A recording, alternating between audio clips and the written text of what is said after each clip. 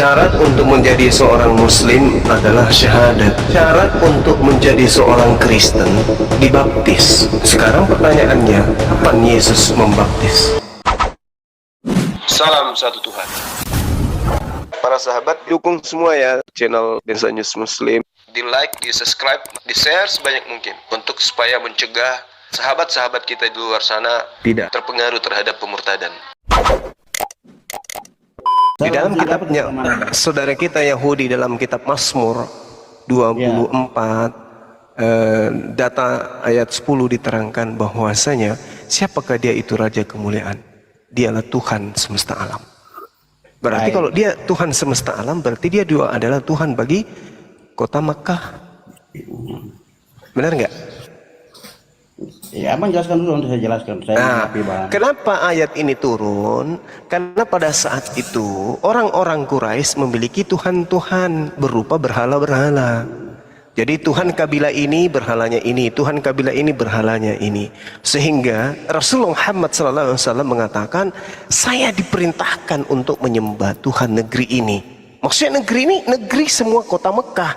Berarti berhala-berhala mereka yang hanya wilayah-wilayah kecil ini hancur semuanya, gugur semuanya, karena ternyata kota Mekah ini hanya memiliki satu Tuhan yang diperkenalkan kemudian oleh baginda Rasulullah Muhammad SAW, yaitu Allah, Rabbus samawati wal ardh, Tuhan pencipta langit dan bumi. Itu adalah Tuhan alam semesta. Alhamdulillahirabbil alamin, segala puji bagi Allah, Tuhan semesta alam. Tuhannya Bani Israel itu adalah Tuhan semesta alam. Jadi berhala-berhala yang ada di Roma, berhala yang ada di Arab, berhala yang ada di Cina, berhala yang ada di Indonesia, itu tak ada apa-apanya. Kenapa? Karena alam semesta ini adalah Tuhan satu yang menciptakannya, yaitu Rabbus samawati wal ardh, pencipta langit dan bumi. Seperti itu, Bung. Sementara Yesus, ya Tuhan di mana dia ya? Di laut tidak, di daratan juga boleh tidak. nanggapi nggak, Abangku? Ya, silakan. Saya senang bicara sama Bang Juma karena Bang Juma ini orang yang santun, tapi tergantung siapa lawan bicaranya. Kalau bicaranya silakan, dia santun juga. Silakan. Gini Bang, oke, makasih buat tanggapan yang bagus. Yang jelas bahwa kenapa saya tetap berkata bahwa Tuhan yang disembah oleh saudara-saudaraku Muslim dan Yahudi itu berbeda. Ketika Nabi Muhammad dia berkata Tuhannya negeri ini, berarti Muhammad itu kan ada di negeri Mekah, berarti disebut sebagai Tuhannya negeri Mekah. Sedangkan di dalam penjelasan pernyataan Adonai Elohim sendiri dalam Yesaya 44 ayat 6, Keluaran 3 ayat 6 dan 15 dan seterusnya, dia mengatakan bahwa aku Allahnya Abraham, Ishak dan Israel, tidak mengatakan aku Allahnya Ismail. Itu tanggapan saya. Yang kedua, tadi Bang Juma berkata bahwa perjanjian ini diberikan kepada keturunannya termasuk Ismail. Tetapi justru kalau kita baca dalam Kejadian 17 ayat 21, perjanjian itu hanya ditujukan kepada Ishak, bukan Ismail. Kalau dalam Kejadian 17 ayat 7 ayat 27, saya baca buat mungkin Abang dengar sedikit. Kejadian 17 ayat 21 ya. Tetapi perjanjianku ini kuadakan dengan Ishak yang dilahirkan Sarah bagimu. Sarah bagimu tahun yang akan datang pada waktu seperti ini juga.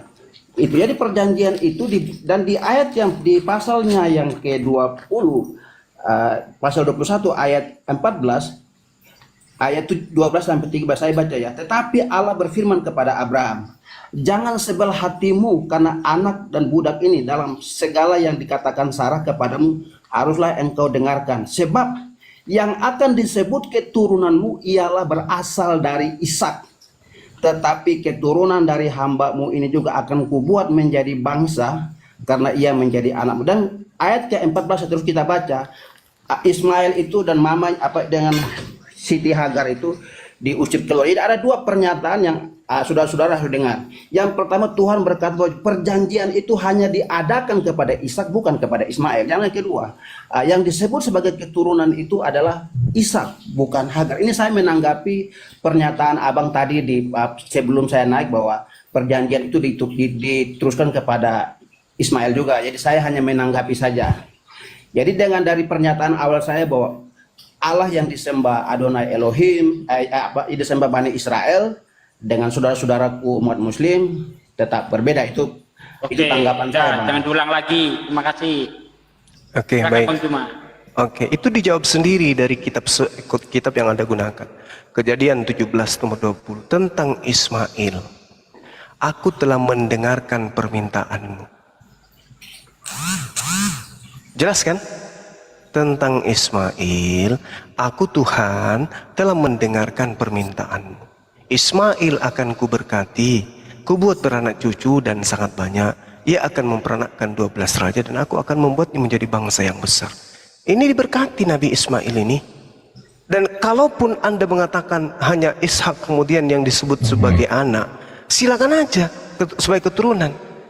Karena di dalam Kejadian 21 nomor 13 pun diterangkan, tetapi keturunan dari hambamu ini juga akan kubuat menjadi satu bangsa. Sebab Ismail itu juga adalah anakmu. Ya kan? Iya, betul. Ismail juga adalah anakmu. Nah, sekarang kita lihat dari terjemahan lama. Apa yang dikatakan di sana? Karena dia juga adalah keturunanmu. Mau kayak mana itu? Di dalam bahasa Ibrani-nya zera. Zera itu artinya apa? Keturunan. Berarti Ismail ini juga adalah keturunan dari Nabi Ibrahim alaihissalam. Dia keturunan, dia adalah anak. Kalau dia anak berarti dia keturunan. Kalau dia keturunan, dia adalah anak.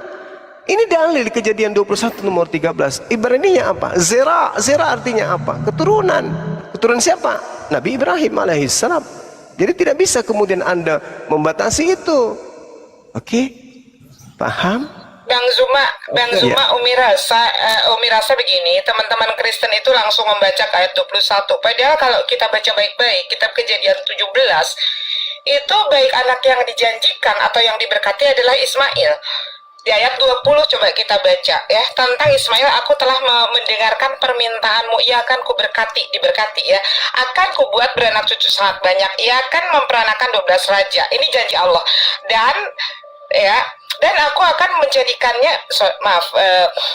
ia akan memperanakan 12 raja-raja, ini janjinya. Dan aku akan membuatnya menjadi bangsa yang besar. Tetapi ayat ke-21 ini berbicara perjanjian dengan Ishak itu tahun yang akan datang. Karena pada saat berbicara kitab Kejadian 17, Ishak belum lahir. Bagaimana akan membuat suatu perjanjian? Bahkan Sarai saja belum mengandung, karena di sana dikatakan, dan Sarai ini akan mengandung setelah adanya firman Tuhan ini kepada Abraham. Pada saat Abraham ragu karena dia sudah 100 tahun, Sarai 90 tahun, tapi Tuhan mengatakan bahwa dia akan mengandung. Ini di dalam kitab Kejadian 17 ya. Jadi di dalam kitab Kejadian 17 itu jelas yang diberkati dan yang dijanjikan baru Ismail. Di ayat 21 kita baca baik-baik. Tetapi perjanjianku akan kuadakan dengan Ishak yang akan dilahirkan Sarai bagimu tahun yang akan datang, sama seperti ini juga. Ini membuktikan bahwa Allah itu adil. Baik Ismail juga Ishak itu dijadikan anak yang diberkati dan yang dijanjikan. Ini sangat jelas ayat 21. Tetapi perjanjianku akan kuadakan dengan Ishak yang akan dilahirkan Sarai bagimu tahun yang akan datang. Sama seperti ini juga. Nah, seperti itu. Silakan Bang dilanjutkan. Gatal juga kadang-kadang kalau nggak nanggepin. Sedikit saya komentari ya. Tadi dia tetap ngotot membedakan Tuhannya orang Islam dan orang Yahudi. Padahal orang Yahudi sendiri tidak membedakan antara Tuhannya orang Islam dan orang Yahudi. Nah, ini kok Anda nggak punya malu gitu loh. Yuk kita dengar nih kata Rabi besar abad ini. Dibesarin. Oke, kita dengar ya. Ini Donitan teman kita. Ya. Okay, thank you, Rabbi. So actually, I believe this is the most. Inilah pertanyaan yang orang banyak bertanya lah. Is Jewish, Christianity, and Islam worship the same God, Rabbi? No, not at all. Okay. Islam and Judaism worship the same God. One God, no other.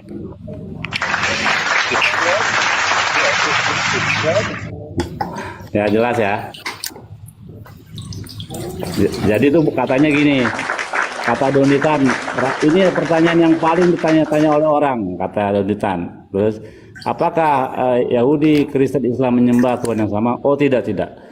orang Yahudi, Tuhan yang disembah oleh orang Yahudi adalah Tuhan yang sama disembah oleh orang Islam juga. Tuh. Nanti kan Noditan bertanya, bagaimana dengan orang Islam? Oh, orang Kristen. Oh, kita dengar. Bagaimana orang Kristen kata dia? Oke, baik Bang Billy, saya boleh. Tunggu, videonya dulu, Bang. In the true God.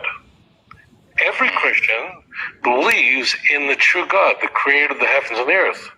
But there is a shirk, a partnership, where they also Syirik. worship Jesus as God, as the Son of God.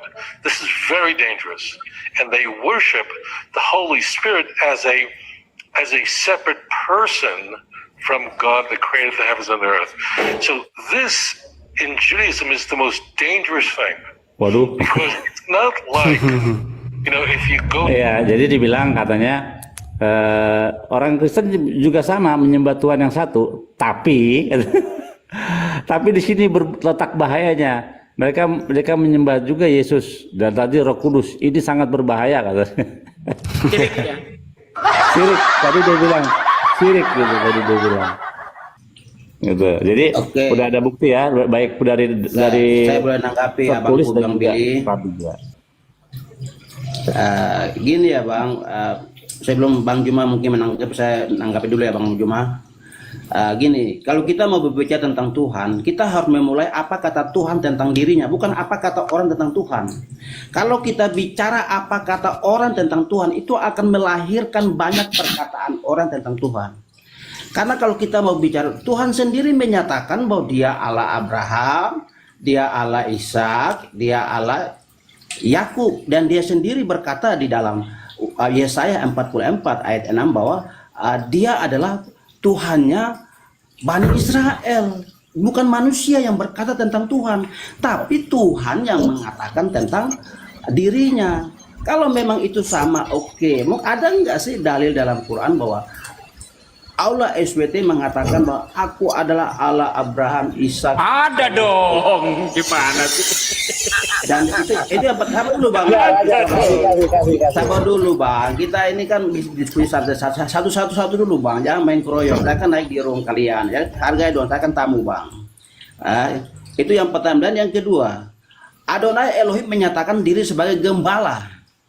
Dan Daud pun berkata bahwa Tuhan adalah gembala. Apakah Allah SWT menyatakan diri sebagai gembala? Dan Adonai Elohim berkata bahwa dia memanggil Israel sebagai anaknya. Apakah Allah SWT memanggil umatnya sebagai anaknya? Nah, tolong ditanggapi. Oke, saya jawab ya. Silakan Ya, Bang. Oke. Allah Subhanahu wa taala menjelaskan dalam Al-Qur'anul Karim, bismillahirrahmanirrahim, walaqad ahazallahu mitsaqa bani Israil wa ba'atsna minhum 12 naqiban wa qala Allahu inni ma'akum. Aku Allah bersama dengan Bani Israel, dan sungguh Allah telah mengambil perjanjian dari Bani Israel dan kami telah mengangkat 12 orang pemimpin di antara mereka. Lalu kemudian Allah berkata, inni ma'akum, wahai Bani Israel, sesungguhnya aku ini bersama dengan kalian. Lalu kemudian Al-Quran juga menjelaskan tentang Nabi Ibrahim alaihissalam, wa man yarghabu an millata Ibrahim illa man safiha nafsa walaqad istafainahu fid dunya wa innahu fil akhirati laminas salihin. Dan orang yang membenci ajaran Nabi Ibrahim hanyalah orang yang memperbodoh dirinya sendiri, dan sungguh kami telah memilihnya, yaitu Nabi Ibrahim di dunia, dan sungguh di akhirat beliau termasuk orang-orang yang saleh. Iskala lahu rabbuhu aslim qala aslamtu li rabbil alamin. Dan ingatlah ketika Tuhan berfirman kepada Nabi Ibrahim alaihissalam, berserah dirilah engkau wahai Nabi Ibrahim. Kemudian Ibrahim menjawab, aku berserah diri kepada Tuhan seluruh alam. Wa wassa biha Ibrahimu banihi wa Yaqub, ya baniya innallaha astafa lakumuddin fala tamutunna illa wa antum muslimun.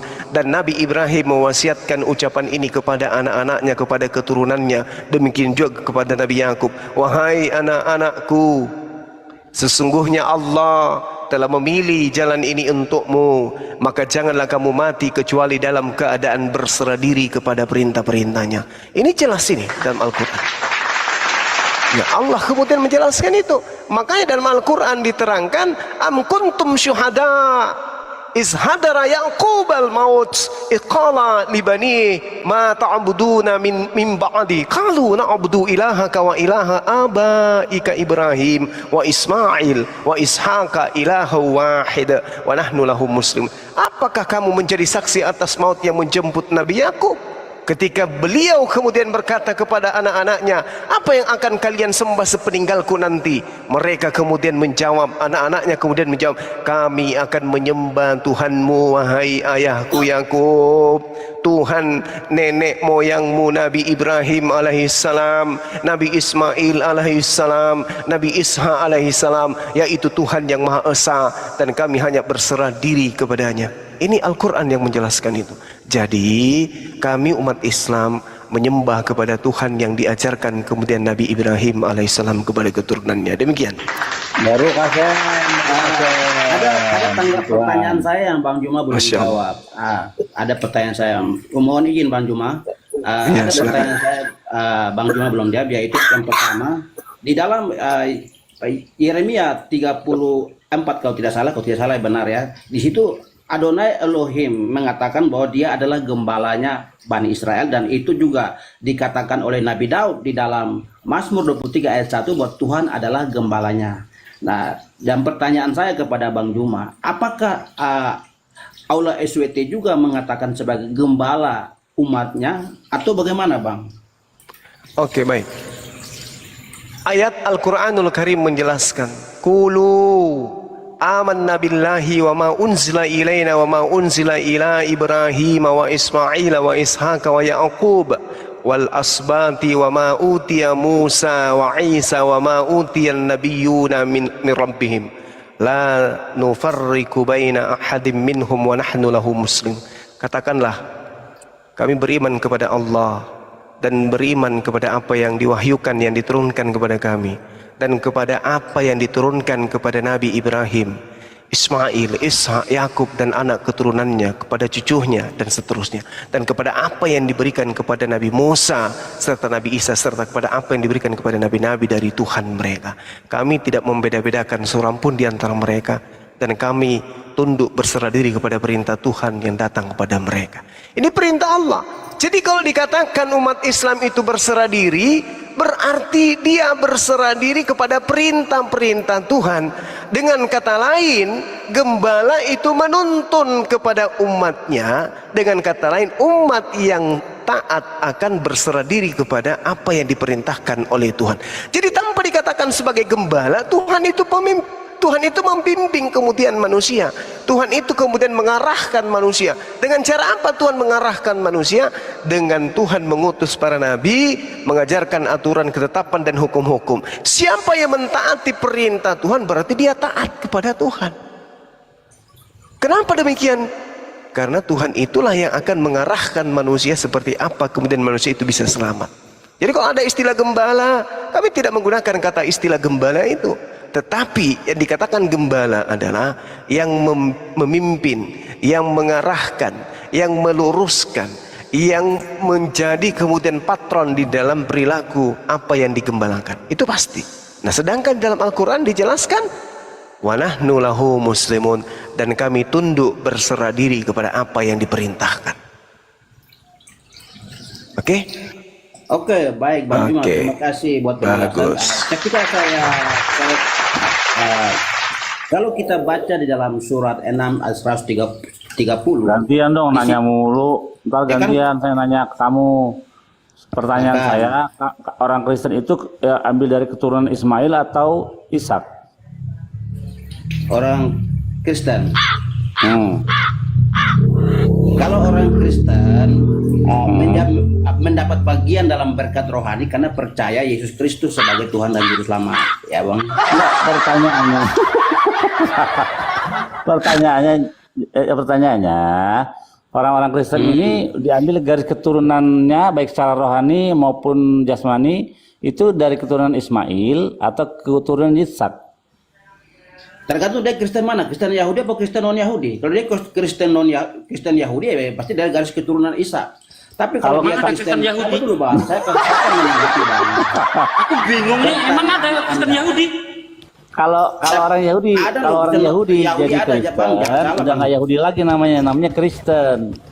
Iya sabar dulu bang, saya akan menjelaskan. Anda tidak bisa Sama misalnya ada mengatakan Kristen pertanyaan. Islam gitu ada.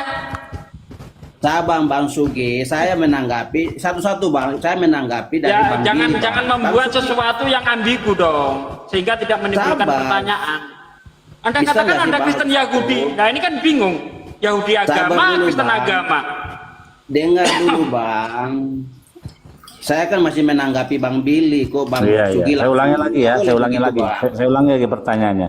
Kristen ini Enggak, maksudnya mau kalau di- Bang Billy bertanya saya Iya. menanggi, yang lain jangan dulu langsung Iya, serang-serang iya, gitu, iya. nggak Jadi boleh. saya ulangi lagi pertanyaannya. Orang Kristen ini mau diambil keturunannya secara rohani atau menjasmani ke Ismail atau ke Ishak? Kristen, sabar dulu ya.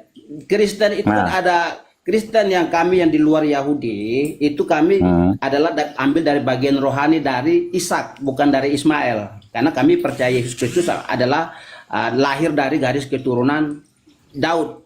Jadi kami ikut Ishak bukan Ismail, Bang. Oh iya. Berarti Yesus orang Yahudi betul? Ya, dia orang Yahudi. Ya, beragama Yahudi. Kok kalian beragama Kristen? Dia agama Yahudi. Yesus datang bukan mendirikan sebuah agama, dia datang hanya menggenapi Taurat, Bang. Oke. Yesus disunat pada hari ke-8 betul? Ya, 8. Ya, Yesus pergi ke sinagog, rumah ibadah orang Yahudi betul? Iya, dia mengajar di sana. Nah, kenapa kalian tidak disunat dan tidak pergi dan kalian malah ke gereja? Kami mengikuti perintah Yesus, bukan apa yang dilakukan Yesus. Nggak ada perintah Yesus untuk Di pergi mana ke gereja. perintah Yesus? Dengar dulu, Bang. Apa perintah Yesus buat kami? Baptisan itu perintah Yesus ya. Perjamuan kudus, perintah Yesus. Mengasihi Yesus, perintah Yesus.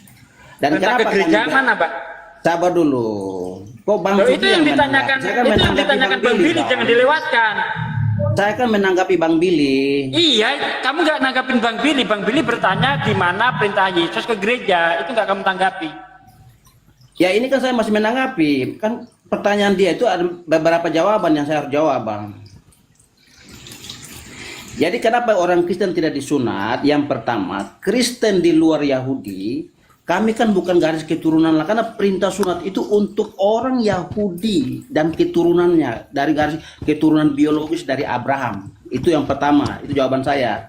Anda mau terima jawaban atau tidak, itu jawaban saya. Jadi kami yang Kristen di luar Yahudi, kalau dia Kristen yang asalnya dari Yahudi ya dia memang sunat, memang tradisinya disunat. Tapi Kristen non Yahudi dia tidak wajib untuk disunat karena sunat itu diuntukkan kepada keturunan Abraham secara biologis. Sedangkan kami bukan orang. Yesus disunat karena dia datang menggenapi hukum Taurat karena dia lahir dari garis keturunan Yahudi. Oh iya iya paham ya. Jadi kalian ini Maka wajib disunat. dia buat dia disunat. Saya kan orang Iya, NTT, Bang. Saya kan buat Iya, saya iya, iya. disunat gitu. Jadi saya paham. Kalian menganggap bahwa kalian keturunan Ishak tapi secara rohani betul?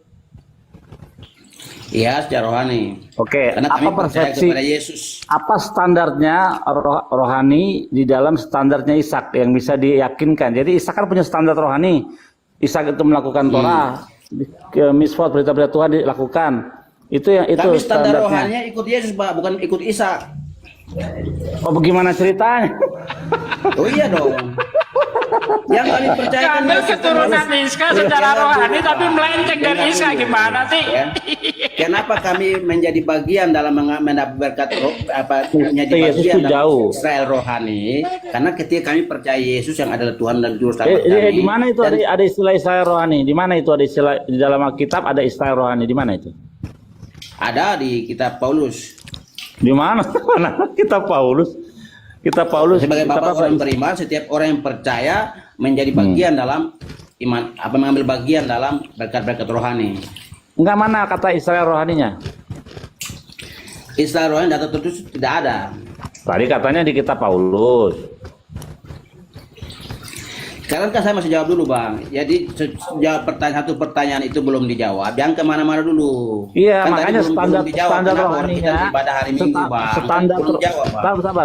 Standar rohaninya yang sama dengan Ishak tuh apa yang bisa dibuktikan? Kan kalau sunat fisik bisa dibuktikan, orang lain diundang, ada acara pesta, oh orang ini melakukan perintah Tuhan dengan sunat, jadi dikasihlah undangan semua jadi sebagai saksi. Nah, kalau sunat rohani saksinya siapa? Dan standar rohani apa yang bisa sama dengan standar Kami rohani Ishak? mengikuti Yesus bukan mengikuti Ishak. Loh, ini kan yang disunat kan bapak leluhurnya Yesus nih yang disunat. Pertama bapak leluhurnya Yesus nih. Tapi kami mengikuti apa yang menjadi perintah Yesus, bukan apa yang menjadi perintah Ishak. Oke, Yesus disunat nggak? Dia disunat, tapi dia tidak Nah, perintah kok- untuk orang Kristen sunat. Ya kau kok nggak sunat? Kenapa? Abang dengar nggak jawaban saya? Yesus disunat, dia tidak perintah untuk pengikutnya Nah, disunat. aduh gimana sih? Yesus Tuhanmu disunat secara fisik dan rohani. Secara Kan rohani saya dan tadi fisik bilang disunat. kami mengikuti apa yang menjadi perintah, bukan apa yang dilakukan. Kalau memang kami melakukan apa yang dilakukan Yesus, maka kami juga semua mati di Bukit Golgota, kan begitu ceritanya. Kami harus Lah. dibaptis di Sungai Yordan. Kami Yang harus disunat- apa? Ya kan yang mengikuti disunat apa yang itu- Yesus lakukan. Makanya tadi saya jawab Bang, kami mengikuti apa yang menjadi perintah Yesus, bukan Ya apa berarti yang kau pernah dialami oleh Yesus. kau berarti tidak mengikuti keturunan Ishak, nggak ikut kau. Udah perjanjian Ishak nggak ikut, tapi perjanjian Yesus, bukan perjanjian Ishak. Yesus menggenapi Taurat Jadi dan di batal dalam kalau menjadi pengikut Ishak rohani ya, dengar batal. dulu Bang Sugi, saya ini menanggapi Bang Billy, Bang Sugi. Darius ini evangelis ya? Saya menjawab, kami Bang Darius tidak pernah- evangelis ya? Yesus tidak pernah perintahkan umat Bang Darius, pengikutnya. Iya. Bang Darius evangelis ya, dijawab dulu dong. bagaimana- Evangelis ya. ya? Lanjut. Saya menjawab, kenapa kami tidak disunat? Apa orang Kristen non Yahudi ya? Kalau Kristen Yahudi mah nggak usah perlu pilih, mereka pasti sunat. Tapi Kristen non Yahudi kenapa tidak Gimana sih disunat? maksudnya ini? Bingung Yang saya. pertama, karena kami bukan orang Yahudi dan Yesus tidak pernah perintah untuk pengikutnya disunat. Tetapi yang dia perintahkan dibaptis, bukan disunat. Sedikit bang, saya masih bingung. Bang Billy, ada enggak sih Kristen Yahudi, maksudnya apa Bang Billy? Ada Kristen Mesianik, Kristen Yahudi. Maksudnya Israeli Kristen, jadi warga negara Mesianik maksud dia. Jangan Mesianik bilang Kristen Yahudi. Iya, Yahudi Karena ada rumah. orang Yahudi yang Kristen, ada Kristen Mesianik. Nah, gitu orang Yahudi yang beragama Kristen gitu, nggak ada. Iya. Apa namanya? Orang Yahudi yang keluar dari orang Israel yang beragama Kristen ada. Nah, Ya, gitu mungkin. Kristen Mesianik namanya. Nah, Kristen Mesianik bukan Yahudi Mesianik, betul itu Kristen Mesianik. Kristen Mesianik ini memang mereka latar belakangnya orang Yahudi. Dan memang mereka disunat karena mereka memang Mereka itu aja sudah baru menjadi muncul tahun ketentuan hukum mereka. 1800. Tetapi kalau Kristen non Yahudi tidak wajib untuk disunat karena memang Yesus juga tidak perintahkan pengikutnya disunat, tapi dia perintah untuk dibaptis para murid pengikutnya Mesianik dibaptis. disunat. Orang Mesianik disunat. Siapa bilang nggak disunat? Lah kan abang tidak dengar pernyataan saya. Orang Kristen Mesianik pasti disunat, tapi Kristen Nah. non Yahudi tidak wajib untuk disunat karena Yesus juga tidak perintahkan untuk sunat, tapi dia perintahkan untuk baptis. Kalau engkau mencintaiku, turutlah semua perintahku, semua yang aku lakukan. Kan dia melakukan sunat semua. Kenapa kau nggak melakukan? Kan abang sendiri tadi bilang perintah Yesus tidak pernah perintah untuk pengikutnya disunat. Loh, harus ikutin contoh dia dong. Kita kan sudah jelas bang, saya bilang kami mengikuti apa yang menjadi perintah, bukan apa yang dilakukan Yesus. Iya, berarti tidak ada Kalau hubungan. kami lakukan, dengar dulu, saya masih jelasin bang. Kami kalau melakukan apa yang dilakukan Yesus, maka kami harus dibaptis di Sungai Yordan. Kami juga harus disalib, kan mengikuti. Ya memang iya, kalian kan disalib setiap hari memikul salib. Ya disalibkan kedagingan, bukan disalibkan mati seperti Yesus mati. Ada tuh di Filipina disalib beneran. Ya itu sesat. Tuh nggak salah, justru tuh mengikuti Yesus dia serius. Enggak. Itu. Yesus tidak perintahkan. Habis disalib untuk- ngerokok dia Bang Billy. Jadi bisa dikatakan kalian tidak mengikuti nggak termasuk ke dalam perjanjian Ishak, tapi perjanjian Yesus. Itu Ya, intinya. itu menurut abang silakan saja. Lah enggak, sekarang kejadian Ishaknya gimana gitu loh. Aku bingung. Sabar dulu, Ishaknya. Bang Juma. gini. Halo, Bang Juma. Sedikit bentar. Saya mau tanya sama Bang Billy. Sunat ini termasuk hukum Taurat enggak Bang Billy? Ya, hukum Taurat itu. Bentar-bentar, saya tanya Bang Billy dulu yang Betul. orang Yahudi. Hukum Taurat. Hukum Taurat. Oke, sekarang Yesus mengatakan begini. Jangan kamu sangka aku datang untuk melenyapkan hukum Taurat dan kitab para nabi. Aku datang untuk menggenapinya. Hukum Taurat tidak akan dilenyapkan hingga langit dan bumi lenyap. Lebih mudah lenyap langit dan bumi daripada hilang satu titik daripada hukum Taurat. Berarti kan perintah sunat masih berlaku seharusnya kan? Betul. Ada lagi tuh, barang siapa yang tidak mengajarkan Taurat dengan sesuai, dia akan ditaruh di tempat yang paling rendah. Itu tuh. Gini Bang Bidi, barang siapa yang menghilangkan satu titik dari hukum Taurat, kemudian mengajarkan kepada orang lain, dia akan menduduki kerajaan terendah dari dalam kerajaan surga. Siapa itu siapa yang meng-cancel sunat itu? Paulus. Nah, udah, berarti dia. Galatia 5 ayat 2. Nah, berarti kan sunat ini termasuk satu titik dari hukum Taurat, betul enggak? Abang tanya siapa nih? Betul. Bang Billy. Oke, Betul siap. enggak Bang Billy? Betul. Hukum sunat itu kan termasuk bagian terkecil dari hukum Taurat, betul ya? Betul. Nah, Salah satu dari 613 mitzvot perintah. Betul. Berarti ketika Yesus berkata hukum Taurat itu tidak akan dihilangkan walaupun satu titik.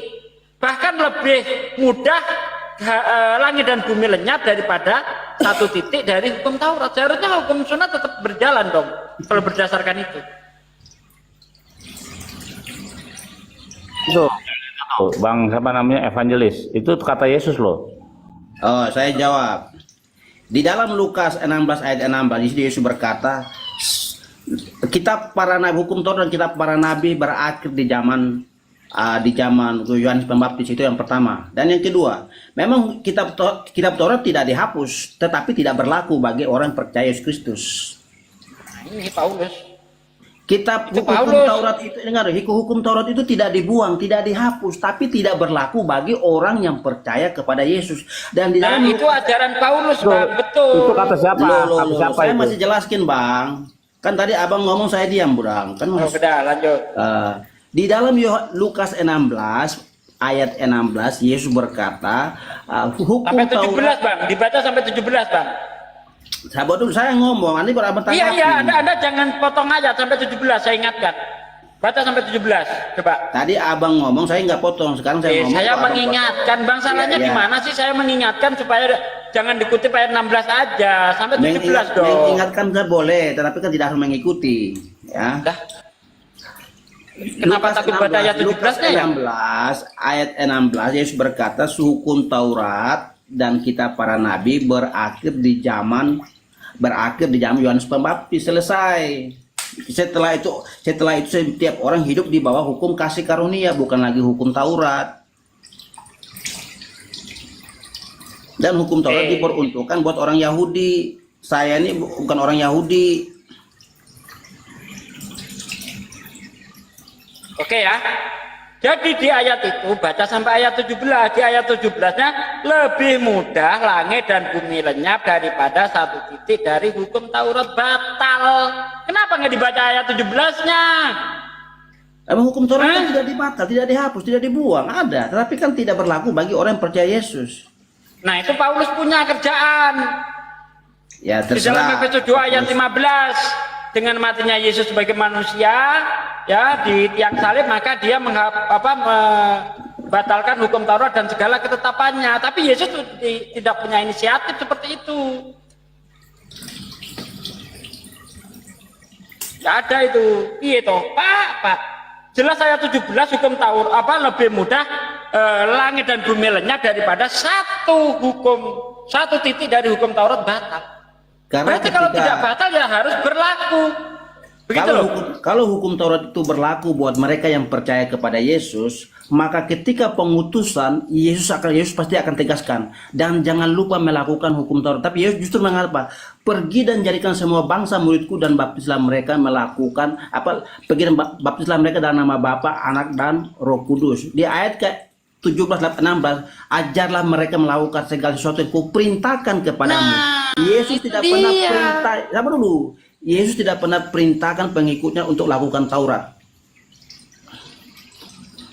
tetapi mengasihi Yesus dan bertobat. Nah, itu kan perintah. Aduh, barang siapa yang mengajarkan Taurat tidak sesuai dengan astaga, ampun. Itu perintah. Kenapa dilanggar itu? Barang siapa yang menghilangkan satu titik dari hukum Taurat, ya, kemudian mengajarkan kepada orang lain, maka dia akan menduduki kerajaan terendah dari dalam kerajaan surga. Dan barang siapa menjalankan hukum Taurat, demikian juga mengajarkan kepada orang lain, maka dia akan menduduki kerajaan tertinggi dari dalam kerajaan surga. Ini perintah dari Yesus. Perintahnya kepada siapa waktu itu? Kepada bangsa Israel, karena memang Yesus diutus hanya untuk bangsa Israel. Iya, dia Tidak sampaikan. untuk Kristen. Siapa bilang?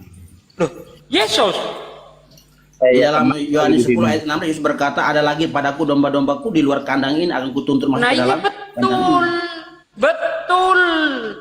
Ya, domba-domba di luar kandang adalah orang-orang Israel yang sudah keluar dari Israel sejak zaman pembuangan. Makanya di dalam Matius 10 ayat 5 ayat 6, Yesus memanggil 12 muridnya dan berpesan, janganlah kamu masuk ke kota orang lain atau kota orang Samaria, melainkan pergilah kepada domba-domba yang hilang dari Israel. Itu tidak pernah mengacu kepada bangsa lain. Walaupun perintahnya itu kepada bangsa lain, konteksnya tetap domba-domba yang hilang. Karena orang di luar Israel tidak pernah disebut domba, tapi disebut guguk. Mana ayatnya? Matius 15 ayat 26. Tidak layak roti bagi anak-anak dilemparkan kepada anjing. Apa kata perempuan itu? Benar Tuhan, tapi anjing itu makan remah-remah yang jatuh dari meja tuannya. Bangsa di luar Israel tidak pernah dipanggil domba, tapi guguk. Biasa aja dong anjingnya. Oke, sudah Bang Suki, saya tanggapi ya. Bang. F Darius, berarti ayat 17 itu tidak dipakai lagi ya menurut Anda? Coba Anda bacakan ayat 17 itu. Sudah jelas ayat 16-17 sudah jelas apa hukum Taurat dan kitab para nabi. Nah, iya, tadi kan Bang Ustaz Sugi tadi membacakan ayat 17. Kenapa Anda bantah? Berarti ayat 17 itu tidak dipakai oleh Kristen ya? Sudah jelas itu perintah.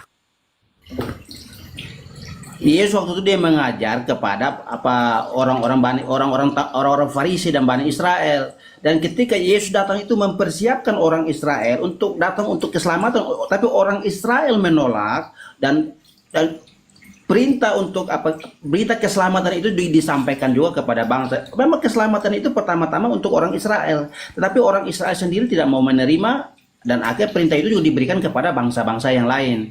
Dan di dalam Matius 24 ayat 14, Injil kerajaan surga ini akan diberitakan sampai ke seluruh dunia, barulah kesudahan zaman. Di dalam Kisah Para Rasul 1 ayat 8 juga berkata bahwa kamu akan menjadi saksiku di Yerusalem, Yudea, Samaria. Kenapa disampaikan Yerusalem, Yudea, Samaria? Inilah kota-kota Israel sampai ke ujung dunia. Jadi mengelilingi kota-kota Israel dulu, baru sampai ke ujung dunia. Enggak gini, coba kau baca dulu ayat 17. Coba baca. Sedikit baca Bang, dulu. bentar Bang. Ya, Sedikit Bang. silakan Bang. Memang Yesus memerintahkan mengabarkan Injil ke seluruh dunia, tapi konteksnya tetap kepada domba yang hilang itu tadi. Makanya kalau Anda baca di dalam Matius 28 ayat 19 itu disebut etnis. Pereutentes aun mateu tesaute pantata etnis. Apa etnis? Etnis ini suku. Yang suku. Misalnya etnis Cina, etnis Jawa, etnis Batak, etnis Makassar. Berarti ketika di sini disebut etnis, itu artinya adalah dari 12 suku bangsa Israel itu. Ya. Sehingga kalau ini diartikan ke seluruh bangsa adalah untuk semua bangsa, ini nabrak Matius 10 ayat 6, ayat 5 ayat 6. Di mana Yesus melarang mengabarkan Injil keluar bangsa Israel, tetapi melainkan pergilah kepada domba yang hilang dari Israel. Berarti disuruh keluar dari Israel, tapi konteksnya tetap kepada domba-domba itu tadi. Karena pada masa Yesus bangsa Israel sudah tidak lagi menetap di Israel. Sejak kapan? Sejak zaman diaspora, di mana ketika itu bangsa Israel dihancurkan oleh bangsa Asyur. Betul enggak Bang Billy?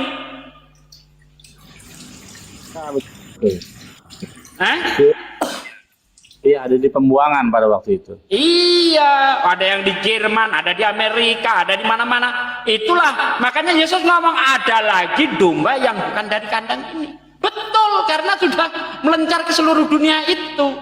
Begitu, Bang. Makanya disebut etnis. Di sini etnis nih. Nih saya bacakan nih. Parententes aun mateutusate pantata etnis. Disebut etnis, Bang. Suku Israel. Terima kasih. Etnis dan suku segala bangsa, bukan etnis suku Israel saja, Bang. Ya. Bukan etnis segala bangsa mana? Kalau memang, dengar dulu Bang, kan tadi Abang sudah ngomong, kalau memang berita Injil itu hanya untuk orang Israel, maka Petrus tidak akan pernah diperintahkan untuk pergi di rumah Kornelius untuk menyampaikan berita keselamatan itu, ya. Kalau memang berita keselamatan itu hanya untuk orang Israel, maka Tuhan Yesus tidak akan pernah berjumpa dengan Paulus dan mengutus Paulus kepada bangsa-bangsa yang lain. Kalau memang penginjilan berita keselamatan itu hanya untuk orang Israel. Toh sebelum Paulus bertobat, Petrus diutus oleh Roh Kudus untuk pergi ke Kornelius, adalah orang kafir, bukan orang Yahudi, untuk disampaikan berita keselamatan, dan dia menerima Yesus sebagai Tuhan dan Juru Selamat dan dibaptis. Kalau memang berita keselamatan itu hanya untuk orang Israel, tapi nyatanya fakta data bahwa di dalam kitab Para Rasul pasal 9, Petrus diutus pergi bertemu dengan 19 kalau tidak salah, bertemu dengan Kornelius, dan Kornelius menerima Yesus. Kalau memang Injil itu hanya untuk orang Yahudi, maka Yesus tidak akan pernah bertemu dengan Paulus, dan Paulus tidak pernah diutus untuk kepada bangsa-bangsa yang lain. Ini di bawah pada nanyain Akizuma, ini udah kangen nih kayaknya. Akizuma mau Ini dia tidak tahu bahwa Petrus itu diutus untuk orang bersunat. Galatia 5 ayat 12 ingat saya. Karena sebelum beberapa orang dari kalangan Yakobus datanglah ia, maka ia makan sehingga sehidangan dengan saudara-saudara yang tidak bersunat. Tetapi setelah mereka datang, ia mengundurkan diri dan menjauhi mereka karena takut akan saudara-saudara yang bersunat. Bentar ya, saya carikan. Petrus diutus hanya untuk orang bersunat. Aki Juma, saya agak lupa ayatnya. Galatia 2 nomor 8. Oh, Galatia 2 nomor 8. Akizuma, dia perjanjiannya katanya Ishak tapi secara rohani. Tadi saya dengarkan itu. Nggak ada itu. Jadi Kristen ini tidak ada dalam kategori pengajaran para nabi. Kita lihat di dalam kitab saudara Kristen sendiri, Yohanes 14:31. Tetapi supaya dunia tahu, ini Yesus berkata, tetapi agar supaya dunia tahu bahwa aku mengasihi Bapa dan bahwa aku melakukan segala sesuatu seperti yang diperintahkan Bapa kepadaku. Ini pengakuan Yesus. Berarti Yesus ini adalah praktisi Yudaism. Karena memang di dalam Galatia 4 nomor 4 dikatakan Yesus tunduk dan patuh kepada hukum Taurat. Yesus takluk kepada hukum Taurat, bukan hukum Taurat takluk kepada Yesus, bukan. Tetapi hukum Tauratnya, Yesusnya ini takluk kepada hukum Taurat, artinya Yesus tunduk dan patuh berserah diri kepada aturan-aturan Tuhan yang datang kepada Nabi Musa. Yohanes 14 nomor 31, tetapi supaya dunia tahu bahwa aku mengasihi Bapa dan bahwa aku melakukan segala sesuatu seperti yang diperintahkan Bapa kepadaku. Nah sekarang, kalau kita berbicara mengenai Kristen, di dalam kitab Kristen sendiri diterangkan 1 Yohanes 2 nomor 6, barang siapa berkata bahwa dirinya ada di dalam Yesus, maka dia wajib hidup sama seperti Yesus hidup. Nah tadi kita melihat Yohanes 14 nomor 31, Yesus hidup dengan cara berserah diri melakukan segala perintah-perintah Tuhan yang datang kepada Nabi Musa. Berarti kalau Kristen mengaku berada dalam diri Yesus, maka wajib hukumnya orang Kristen hidup sama seperti Yesus. Nah, Yesus sunat. Yesus dalam hidupnya menjalankan hukum Taurat. Yesus sunat, masuk ibadah di sinagoge, di Bait El, bukan di gereja. Ibadahnya hari Sabat. Dia mengkuduskan kemudian hari Sabat. Kalau kamu orang Kristen mengatakan ada di dalam diri Yesus, maka orang itu harus hidup sama seperti Yesus hidup. Hidupnya Yesus dalam kesehariannya sebagai praktisi Taurat, tertera di dalam pengakuannya sendiri, Yohanes 14:31. Bagaimana dengan Kristen? Kristen ini di luar garis dia, mereka adalah penumpang gelap. Demikian.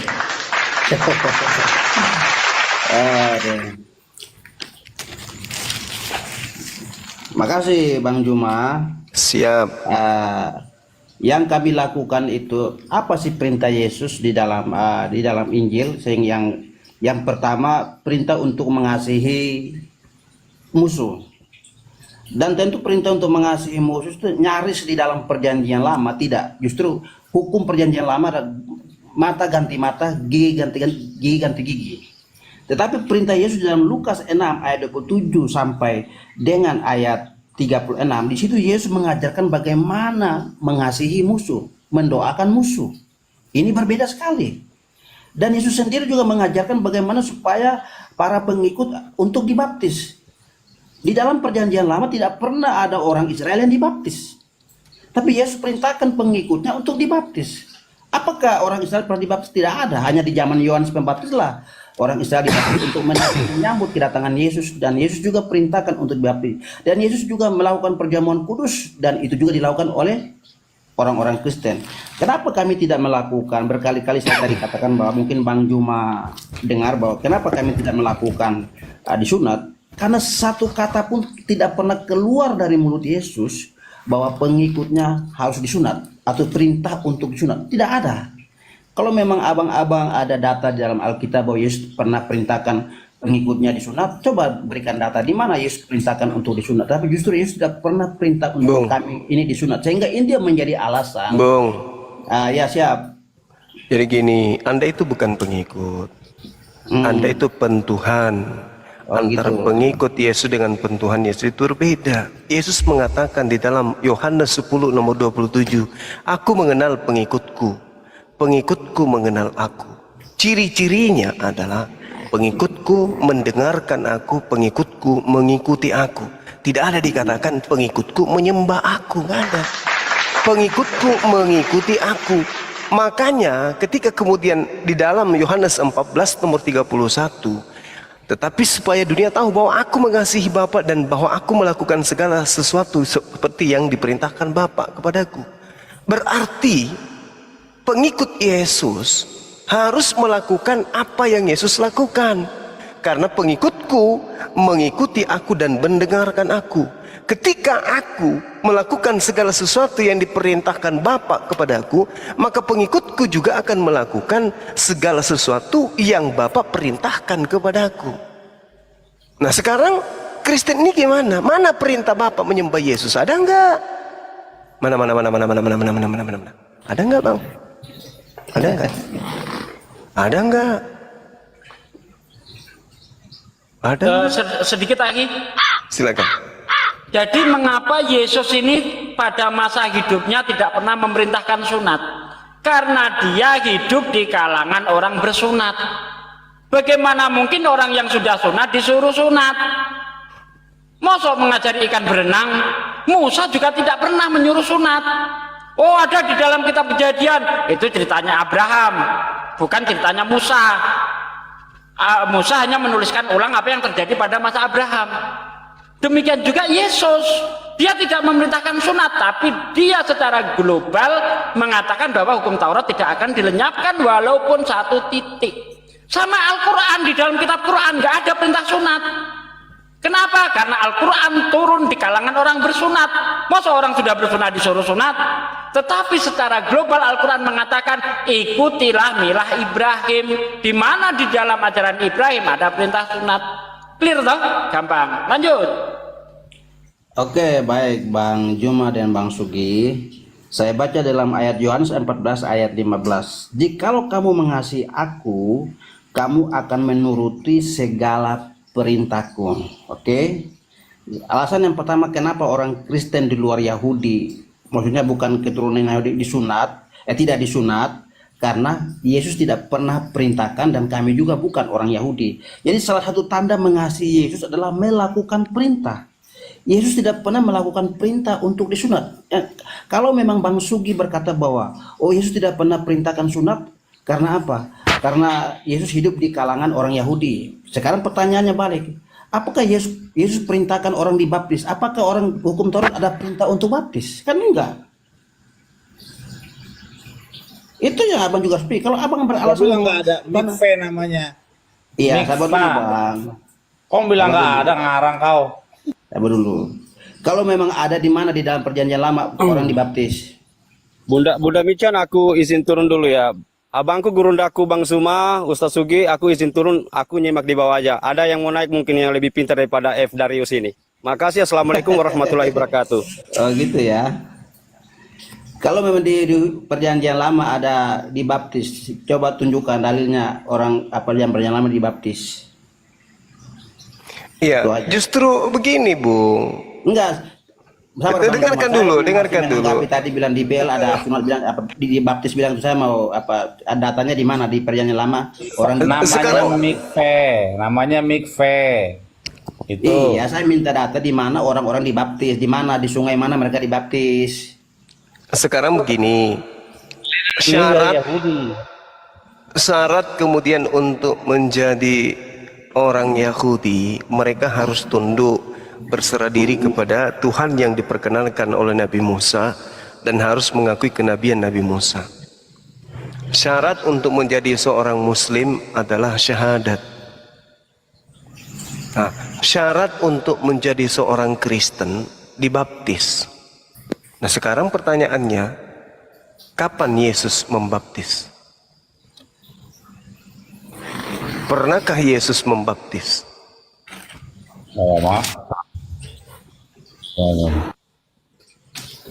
Ada di mana di kitab Yohanes, saya baca dulu bang. Tapi Yesus dibaptis, murid-muridnya yang membaptis pada saat baptis Yesus juga ada. Di mana Yesus membaptis? Persoalan Yesus membaptis atau tidak, tetapi Yesus perintahkan untuk baptis. Yang itu abang harus tahu dulu. Ya. Sekarang begini, syarat menjadi Kristen baptis. Oke? Nah, Yesus pernah nggak membaptis seseorang?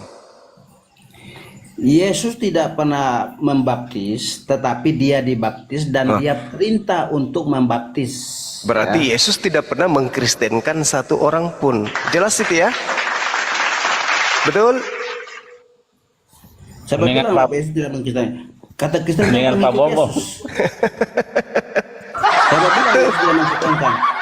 Sekarang begini, percaya kepada Yesus adalah Kristen, meskipun kata Kristen itu baru muncul di Antioquia. Enggak, syarat menjadi Kristen itu baptis. Yesus tidak pernah membaptis satu manusia pun. Berarti Yesus tidak pernah mengkristenkan satu manusia pun. Betul? Ada Yesus baptis orang, ada, saya baca dulu. Silakan. Di mana? Di mana, Bang? Di Yohanes, tapi lupa di mana. Nanti saya sampaikan ke abang. Iya. Jadi kalau Yesus, kalau syarat menjadi seorang muslim, syahadat. Sejazirah Arab, orang-orang Arab sezaman Rasulullah disyahadatkan oleh Rasulullah. Berhasil beliau kemudian mengajarkan. Nah, Yesus tidak pernah membaptis satu manusia pun, sedangkan syarat menjadi Kristen baptis. Berarti semua orang Kristen ini adalah manusia yang menjadi Kristen bukan berdasarkan Yesus, karena Yesus tidak pernah membaptis mereka. Betul? Betul. Ada Yesus membaptis. Di mana dalilnya? Di mana? Di kitab Yohanes, tapi saya pernah baca. Di mana itu? persoalannya baptis tidak. Yang pertama itu Yesus itu dia perintahkan untuk baptis ya. Itu Ayat 2, Bang. yang jelas dulu. Bang, Yohanes 4 ayat 2 baca. Yohanes 4 ayat Meskipun Yesus tidak membaptis melainkan murid-muridnya. murid-muridnya yang membaptis tentu juga ada Iya. tentu juga ada perintah Yesus juga. Yesus nggak Dengar pernah dulu gini, baptis Pak. kan? Logikanya gini ya. Jalan tol dibangun oleh Jokowi. Apakah Jokowi pernah bangun jalan tol? Enggak. Tapi Bukan itu itu. program dia. Makanya disebut dikatakan sebagai Jokowi membangun jalan. Padahal bukan Jokowi yang membangun. Demikian juga. Memang Yesus tidak menyuruh Yesus tidak membaptis, tetapi murid-muridnya membaptis pasti atas perintah Yesus. Tidak mungkin tidak. Dan perintah ini dilanjutkan di dalam amanat agung. Sekarang saya ulang lagi. Jokowi tidak pernah bangun bandara, tidak pernah bangun tol. Tetapi orang Sekarang selalu bilang, selama 5 tahun Jokowi bangun bandara. Berarti kan padahal orang lain tukangnya kuat, bukan Jokowi. Dalilnya kan tadi saya sudah jelaskan kepada saudara. Barang siapa mengatakan bahwa dirinya ada di dalam Yesus, ia wajib hidup sama seperti Yesus. Kan gitu. Nah sekarang Yesus ini pernah membaptis tidak? Tidak pernah. Kalian harus hidup sama seperti Yesus. Jangan pernah membaptis karena Yesus tidak pernah membaptis. Kan gitu. Ya kan? Oke, dengar. Benar nggak? Hidup sama seperti Yesus. Yesus dibaptis, berarti orang Kristen harus dibaptis ya. Nah, Nah, sekarang Yesus disunat, kenapa kamu nggak sunat?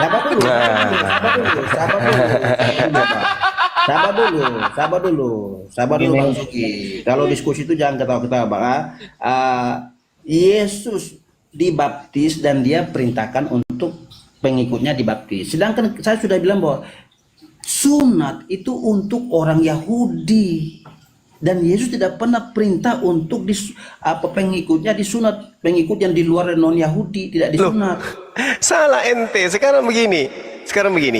Ketika Yesus datang di tengah-tengah Bani Israel, siapa orang Roma yang menjadi pengikutnya? Ya ada. Tak ada. Pengikutnya orang-orang Yahudi, 12 murid Tuhan Yesus, 70 murid Tuhan Yesus. Mana ada? Tidak Emang ada ada. orang Roma? Tidak ada murid Yesus orang Roma. Tidak ada. Enggak ada. Dulu, Bang. Tidak ada, tetapi perintah untuk memenangkan orang Romawi, orang-orang non Yahudi dan lain itu perintah itu diberikan juga pada Yesus kepada para murid. Makanya Paulus dipanggil untuk membawa Injil kepada non Yahudi. Oke, kalau begitu begini, Saudara Darius. Kalau begitu, tolong tunjukkan siapa Paulus menurut Yesus. Siapa Paulus menurut Yesus? Iya. Paulus adalah Paulus ada sebelumnya ada Saulus ada nama Ibrani, Paulus ada nama Romawi. Menurut saya tanya siapa Paulus menurut Yesus? Yesus tidak pernah berkata siapa Paulus menurut Yesus, tetapi dalam perjalanan Yesus hanya memanggil Saulus.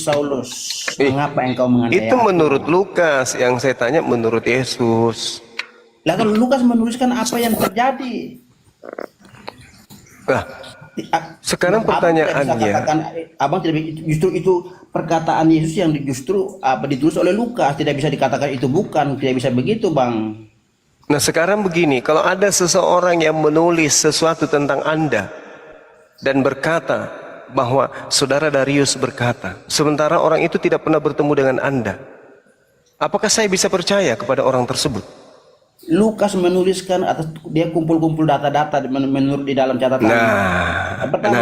Lukas itu sabar dulu Bang. Lukas itu pengikut Paulus yang pertama, dia dokter Paulus.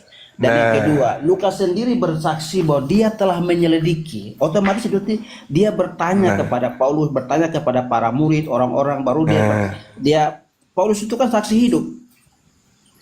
Paulus saksi hidup ketika berjumpa dengan Yesus. Di mana? Di mana Yesus Paulus pernah melihat Yesus di mana? Di dalam Kisah Para Rasul pasal 9.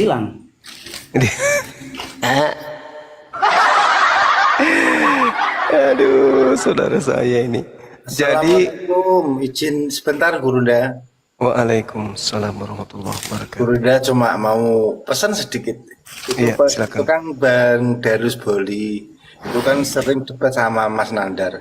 Kasihanlah, jangan terlalu dibal-bali gitu loh.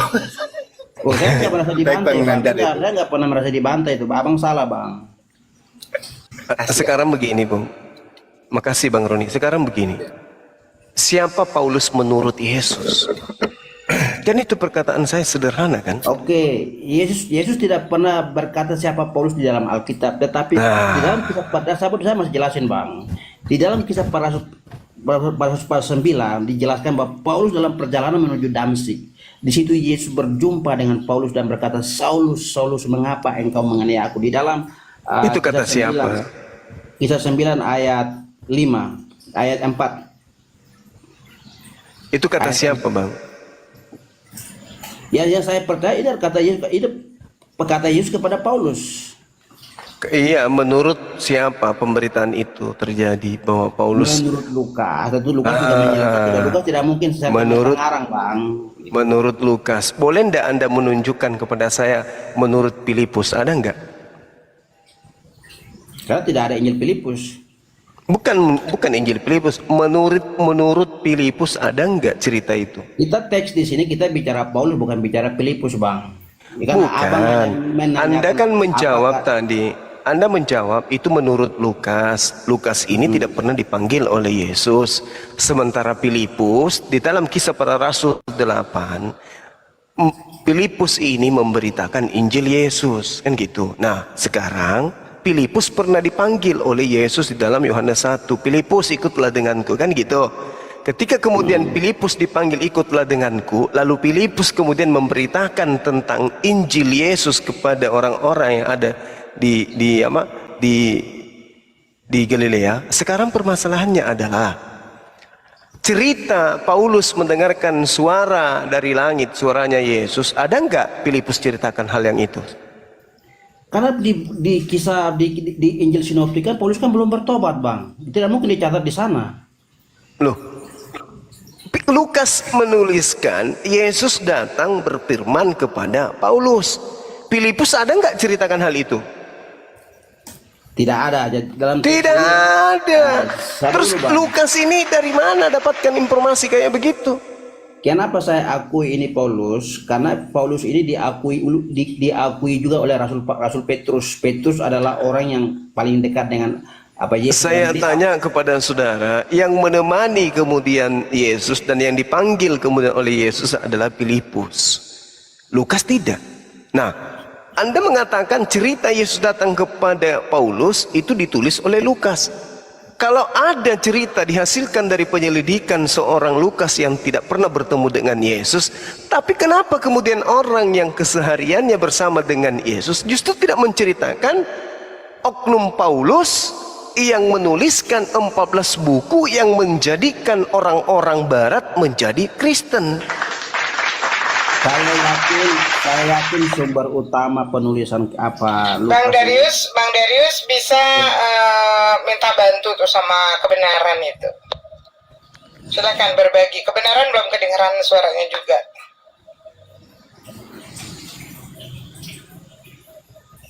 Ya kan yang dipanggil Filipus ikutlah denganku. Yohanes 1 jelas itu. Nah sekarang untuk mengetahui aspek apapun yang terkait dengan Yesus, Filipus memberitakan Injil Yesus di Kisah Para Rasul nomor 8. Lagi-lagi Lukas menyatakan itu sebagai hasil penyelidikan. Nah permasalahannya sekarang Paulus menuliskan 14 buku, di mana buku inilah yang kemudian menjadikan pondasi kekristenan. Permasalahannya penulis 14 buku ini tidak pernah diceritakan oleh oknum yang bersama dengan Yesus. Yesus bercerita tentang Paulus tidak pernah. Nah, Filipus bercerita tentang Paulus bertemu Yesus itu juga tidak pernah. Lalu Lukas menerima informasi sebagai asisten pribadinya Paulus ini dari mana? Oke, baik Bang Juma. Saya jawab dulu, Bang. Yang saya yakin bahwa ini kan pengalaman Paulus. Otomatis Lukas ini mendapat informasi dari Paulus. Dan Paulus ini saya yakin bahwa apa yang disampaikan itu benar. Kenapa benar? Karena Petrus sendiri pun mengakui siapa Paulus. Saya baca dulu di dalam 2 Petrus 3 ayat 15 dan 16 saya baca. Anggaplah kesabaran Tuhan kita sebagai kesempatan bagimu untuk beroleh selamat. Seperti juga Paulus, saudara kita yang kekasih, telah menuliskan kepadamu menurut hikmat yang telah dikaruniakan kepadanya. Hal itu dibuatnya dalam semua suratnya. Apabila ia berbicara tentang perkara-perkara ini, dalam surat-suratnya ada hal-hal yang sukar dipahami, sehingga orang-orang tidak memahaminya, dan yang tidak teguh imannya memutarbalikannya menjadi kebinasaan mereka sendiri, sama seperti juga yang mereka buat dengan tulisan-tulisan nyala. Intinya di sini apa? Saya yakin bahwa kesaksian Paulus ini benar karena Petrus pun mengakui tentang Paulus. Karena Petrus ini adalah murid paling dekat dengan Yesus. Di mana Petrus menulis di mana? Petrus menulis dalam 2 Petrus 3 ayat 15. Di situ Petrus mengakui tentang Paulus, surat-suratnya yang dibuat Paulus, tentang siapa Paulus. Jadi saya yakin bahwa Lukas pun pasti mendapat informasi ini dari Paulus karena Paulus yang mengalami, dan saya yakin bahwa ini benar.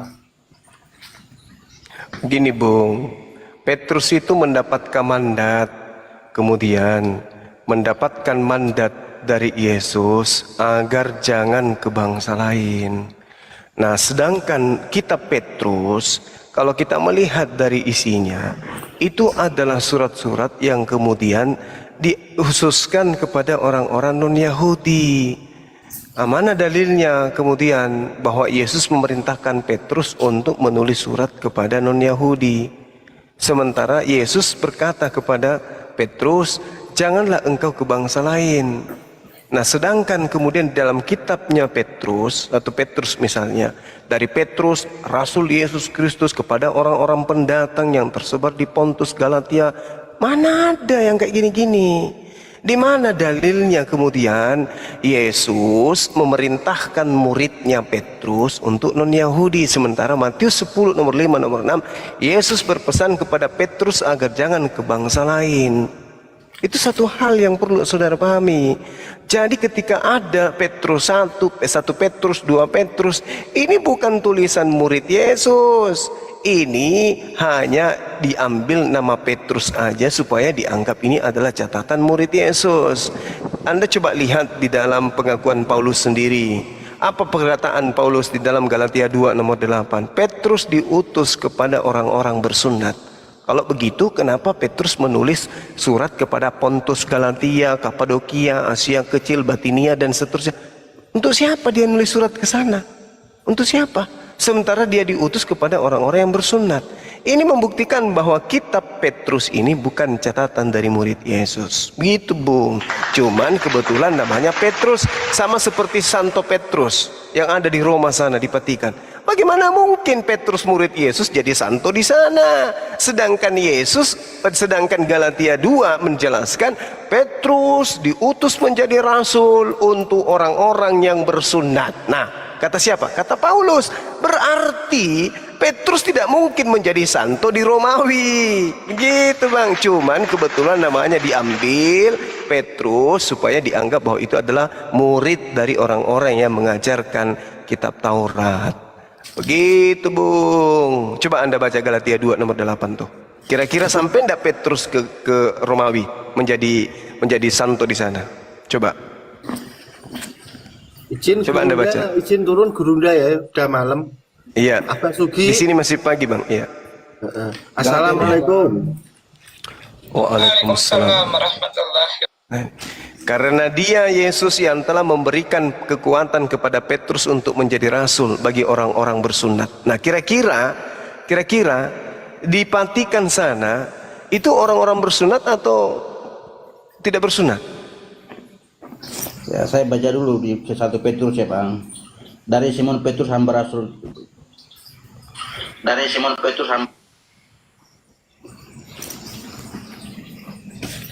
Di Pontius Pilatus, kita tahu bahwa di zaman pada waktu orang Yahudi itu juga menyebar ke berbagai macam daerah termasuk Roma. Karena Roma itu kan Dia pada waktu itu dia menjajah Israel. Tentu Israel juga ada di Roma juga, dan dia menyampaikan memang Paulus Petrus itu lebih khusus kepada orang-orang Yahudi. Tapi apa salahnya kalau Petrus juga menyampaikan surat kepada orang non Yahudi? Apa salahnya di mana? Ya salah, berarti dia murid durhaka. Loh, Yesus berpesan kepada dia jangan ke bangsa lain. Kok dia justru ke bangsa Romawi? Gimana sih abang ini? Berarti Petrus adalah murid durhaka dia. Yesus berpesan jangan ke bangsa lain. Itu konteksnya. Bukan pada saat pengutusan waktu bukan pada saat waktu amanat agung, itu waktu kontradiksi, Bung, ketika Yesus mengatakan jangan ke bangsa lain tapi pergilah kepada domba yang umat yang sesat dari umat Israel saja. Nah, kemudian ketika Yesus terangkat ke langit, muncul tiba-tiba ada perintah ke bangsa lain, kontradiksi dia. Makanya saya tanya, mana Paulus diajarkan oleh Yesus, di mana? Yesus pernah nggak bercerita tentang Paulus? Kalau pernah, berarti yang lebih dulu menceritakan ini adalah muridnya. Siapa murid yang terdekatnya? Filipus kemudian. Iya kan? Nah, mana ajaran Filipus tentang Paulus bertemu dengan Yesus? Ada nggak? Karena konteks penulisan Lukas ini hanya berbicara kepada bagaimana proses pertobatan Paulus. Dia tidak menyinggung Lukas, Markus atau apa segala macam. Sehingga Paulus ini menceritakan bagaimana pengalaman spiritualnya. Mungkin teman-teman muslim, kapan Yesus bertemu dengan Paulus? Memang Yesus waktu di dunia itu tidak, Alkitab juga tidak mengatakan apakah pernah bertemu Paulus atau tidak. Alkitab tidak mengatakan itu. Tetapi yang jelas ketika Paulus menuju ke Damsik, Yesus berjumpa dengan Paulus secara supranatural, dan itu pengalaman Paulus yang mungkin disampaikan kepada Lukas, dan Lukas menulis itu. Kalau saudara teman-teman muslim mau tidak percaya atau apa, itu kan urusan teman-teman muslim, bukan berarti kami juga harus ikut-ikut apa yang menjadi iman teman-teman dari muslim. Oke, baik. Begini, Bung, saya ingin tahu dari saudara. Menurut Yesus nih ya, ketika dia datang kepada Bani Israel, Yesus meminta agar waspada kepada Bani Israel, waspada kepada ahli Taurat, waspada kepada orang Farisi. Kenapa? Karena di antara mereka ada yang kemudian tidak melakukan apa yang diperintahkan Tuhan melalui Nabi Musa. Nah, di dalam Matius 23, saya ingin Anda itu jujur. Celakalah kamu, wahai ahli Taurat, orang Farisi, orang munafik, sebab kamu mengarungi lautan dan menjelajahi daratan untuk mentobatkan satu orang saja menjadi penganut agamamu, dan sesudah ia bertobat, kamu menjadikan dia orang neraka dan 2 kali lebih jahat daripada kamu sendiri. Saya ingin Anda menjawab satu tokoh dari ahli Taurat, orang Farisi, yang menyeberangi lautan, menjelajahi daratan, meninggalkan kota Yerusalem, lalu kemudian mengajarkan orang menjadi pengikutnya. Itu siapa, Bang? Oke, pertanyaan yang bagus. Pertanyaannya gini, apakah Paulus pernah memenangkan orang menjadi orang Farisi? Kan tidak pernah Paulus memenangkan orang jadi orang Farisi. Salah Anda. Sekarang begini, Paulus ini pernah nggak memenangkan orang Romawi menjadi pengikutnya? Paulus memang pernah memenangkan orang Romawi, tetapi Paulus tidak pernah memenangkan orang Romawi menjadi orang Farisi, tidak pernah. Sabar dulu. Memenangkan orang Romawi menjadi pengikut Yesus. Nah, sabar dulu. Demikianlah bagi orang Yahudi, aku menjadi seperti orang Yahudi supaya aku memenangkan orang Yahudi. Bagi orang yang hidup di bawah hukum Taurat, aku menjadi seperti orang yang hidup di bawah hukum Taurat, sekalipun aku sendiri tidak hidup di bawah hukum Taurat, supaya aku memenangkan mereka yang hidup di bawah hukum Taurat. Dimenangkan untuk dijadikan sebagai apa? Sebagai Kristen atau sebagai Yahudi? Bang, kalau contohnya Paulus itu penyesuaian Paulus itu dia enggak dulu Bang Juma ya. Ketika Paulus itu berada di orang Yahudi, dia memakai Taurat untuk menyatakan siapa Yesus. Tetapi ketika dia ada di orang non Yahudi, dia pakai orang non Yahudi pakai Taurat. Oke. Sekarang permasalahannya adalah memenangkan mereka untuk menjadi apa? Menjadi Yahudi atau menjadi Kristen? Dia tidak memenangkan mereka menjadi orang Yahudi, tapi menjadi orang Kristen dong. Lalu yang disebut Kristen di Antioquia pertama kali itu pengikutnya siapa? Kristen adalah pengikut Yesus. Nah, saya tanya, yang di Antioquia pertama kali di dalam Kisah Para Rasul 11:26 ini, pertama kali kemudian pengikutnya disebut Kristen, itu pengikutnya siapa? Bukan pengikut Paulus, Bang, itu orang-orang Kristen. Paulus sebelum, dengar dulu. Yang ke Antioquia Yesus atau Paulus? Memang yang ke Antioquia itu bukan Paulus saja, ada sebelum Paulus ke sana sudah ada orang Kristen di sana. Yang saya tanya, yang ke Antioquia itu Yesus atau Paulus? Kalau pertanyaan itu saya jawab, maka akan muncul berarti Pauluslah ya pendiri agama Kristen. Ya memang dia. Karena memang Paulus dan Barnabas gimana? Saudara saya ini. Saya kira karena Itu Paulus dan Barnabas itu. Gimana? justru Paulus berkata ada orang yang menjadi Kristen sebelum dia di dalam surat Galatia, bahwa ada orang-orang yang sudah menjadi Kristen sebelum dia ada. Memang ada pengikut-pengikut Yesus itu memang sudah ada sebelum Paulus. Paulus ini kan bukan pengikut. Nah, sekarang permasalahannya adalah demikian bagi orang Yahudi, aku menjadi seperti orang Yahudi supaya aku memenangkan orang Yahudi. Pada orang yang hidup di bawah hukum Taurat, aku seperti orang yang hidup di bawah hukum Taurat, sekalipun aku sendiri tidak hidup di bawah hukum Taurat, supaya aku dapat memenangkan mereka dan hidup di bawah hukum Taurat. Memenangkan mereka untuk menjadi apa? Menjadi Yahudi atau menjadi Kristen? Menjadi Kristen dong. Menjadi Kristen. Kristen adalah pengikut Kristus. Menjadi Kristen. Nah, sekarang pengikut Yesus ini, Bani Israel ke-12 muridnya ini, apakah mereka hidup di bawah hukum Taurat atau bukan di bawah hukum Taurat? Mereka hidup di bawah hukum Kristus, bukan hukum Taurat. Loh. Di mana dalilnya bahwa ke-12 muridnya hidup di bawah hukum Kristus? Di mana? Mereka memang orang Yahudi, tetapi di mana dalilnya bahwa mereka hidup di bawah hukum Kristus? Itu di mana dalilnya? Di mana dalilnya orang ikut di bawah hukum Taurat? Di mana Petrus hidup di bawah? Petrus dia disunat, memang dia wajib, dia orang Kristen, dia orang. Nah, berarti mereka hidup di bawah hukum Taurat.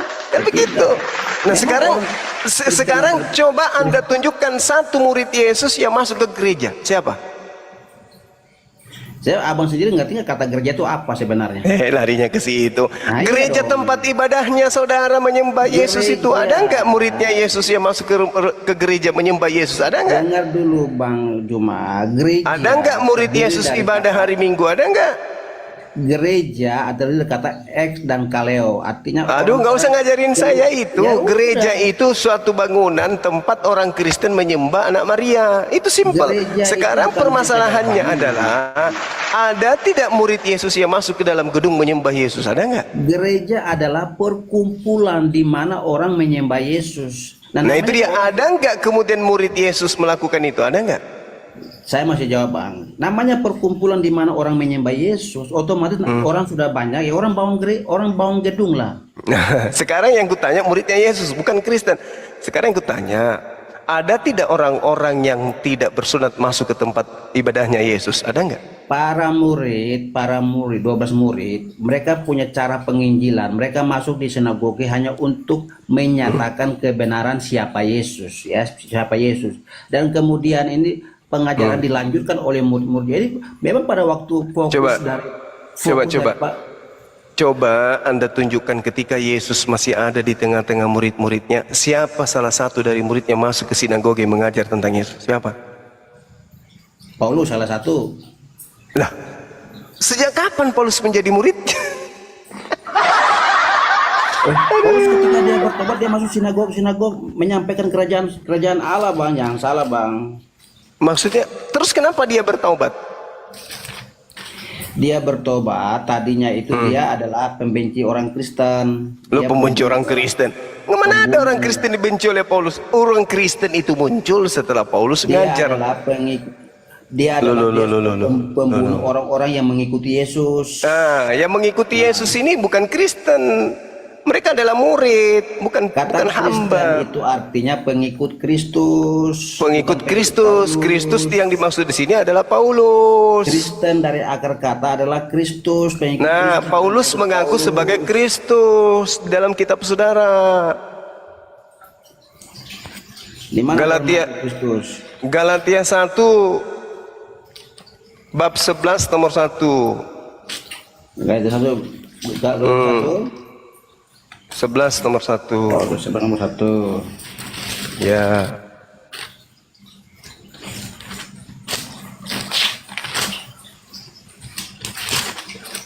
Awas hati-hati robek bukunya.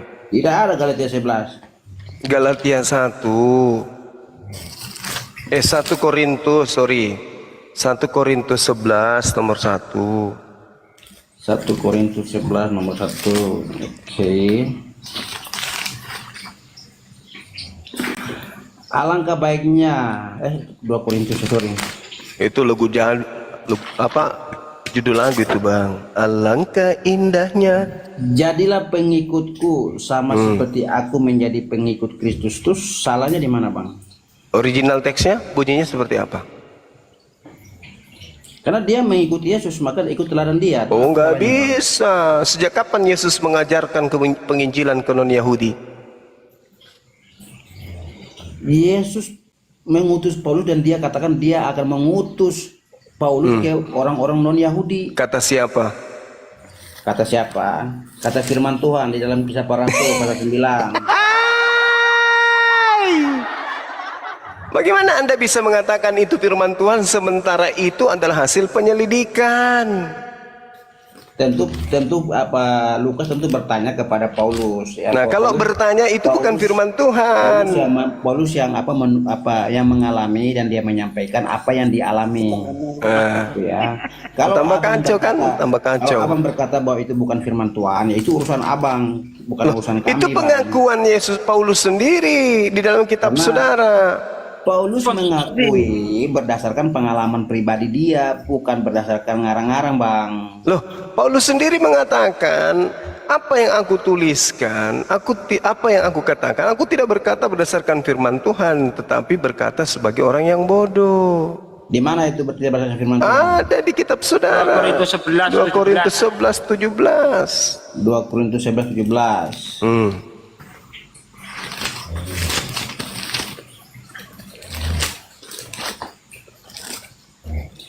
Dalam peraturan 2 Korintus 11 lagi.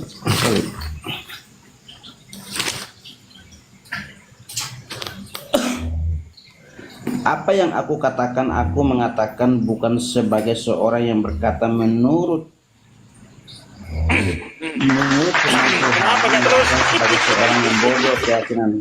Nah, kita harus tahu dulu, Paulus ini kan dianggap orang bodoh, makanya dia berkata seperti itu. Kita baca dari ayat 15 ya. Jadi bukan hal yang ganjil jika pelayan-pelayan menyamar sebagai pelayan-pelayan kebenaran sesudah mereka setimpal dengan perbuatan mereka. Kuulangi lagi, janganlah hendak ada orang yang menganggap aku bodoh. Jadi orang-orang yang menganggap, itu konteks ayat 17 ini konteksnya di ayat 16, Bang. Jangan hendak ada orang yang menganggap aku bodoh, dan jika kamu menganggap demikian, terimalah aku sebagai orang gini. Jadi kamu memang anggap aku orang bodoh, ya udahlah, anggap saja apa yang aku terima ini sebagai orang bodoh, bukan firman Tuhan. Itu maksud Paulus, bukan berarti Paulus mengatakan bahwa itu bukan firman Tuhan. Karena latar belakangnya karena orang sudah menganggap Paulus itu orang bodoh, makanya dia mengatakan ya udahlah, anggap saja orang bodoh, apa yang aku sampaikan ini karena kebodohanku. Berarti Anda mengakui Paulus itu nabi dong? Paulus rasul, bukan nabi. Loh, kalau dia bukan nabi, lalu tulisan-tulisannya itu apa? Dia rasul, bukan nabi, Bang. Enggak, pertanyaan saya, kalau dia bukan nabi, tulisan-tulisannya ini dari mana? Tulisan-tulisan ini tentu dari dorongan Roh Kudus, tentu juga dari pengalaman pribadinya bersama Yesus, dan Yesus mengutusnya. Berarti yang diceritakan ini, kalau dia bukan nabi, berarti yang diceritakan ini adalah pengalaman pribadi. Seorang yang menuliskan tentang pengalaman pribadi itu apa namanya? Diari atau apa? Buku diare ya? Karena dalam pelayanan Paulus selalu mengajarkan pengajaran Kristus dengan Taurat. Jadi dia supaya orang mengerti siapa itu Yesus, maka dia selalu menghubungkan Yesus dengan Taurat. Ya, sekarang begini, ketika Yesus melakukan penginjilan, Paulus berada di mana? Ketika Yesus melakukan penginjilan, Ya, Paulusnya di mana? Paulus belum bertobat. Paulus bertobatnya setelah Yesus. Nah, berarti apa yang dilakukan Yesus di tengah-tengah Bani Israel tidak dicatat oleh Paulus. Betul?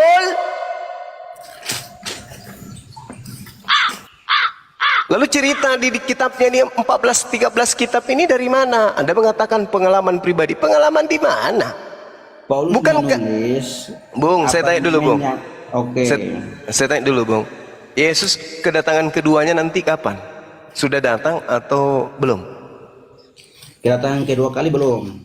Nah, lalu yang kedatangan keberapa kalinya kepada Paulus?